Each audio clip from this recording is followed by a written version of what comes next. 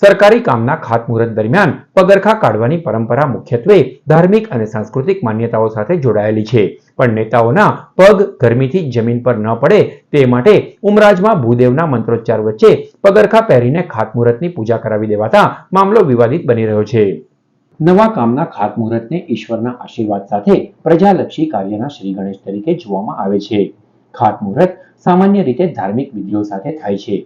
આ વિધિ દરમિયાન સ્થળ પવિત્ર માનવામાં આવે છે અને પગરખા પહેરવાથી પવિત્રતા ભંગ થવાની લાગણી અનુભવાતી હોય છે.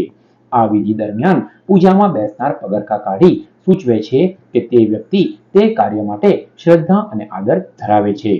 તે એ દર્શાવે છે કે તે નમ્રતાથી અને ભક્તિભાવથી કાર્યમાં હાજર રહે છે. ભરૂચના નેતાઓના પગ જમીન પર ન પડે તે માટે પગરખા સાથે ખાતમુહૂર્ત કરાવી દેવાયું હોવાની વિગતો સામે આવી રહી છે. ભાજપના મોટા ગજાના નેતાઓની હાજરીમાં આયોજિત કાર્યક્રમમાં ઉમરાજ ગ્રામ પંચાયતની હદમાં ખાતમુહૂર્ત કાર્યક્રમ યોજાયો. કોસ્ટ કટિંગ ગણો કે સુચારુ આયોજનનો અભાવ, ખાતમુહૂર્તના સ્થળે મંડપ ન બંધાયો અને નેતાઓના પગ ગરમીમાં જમીન પર ન પડે તેની પણ ચાપલુસીની દરકાર રખાઈ હતી. અહીં નેતાઓએ પગરખા પહેરી મંત્રોચ્ચાર સાથે ખાતમુહૂર્ત કર્યું અને શ્રીફળ પણ વધેર્યું.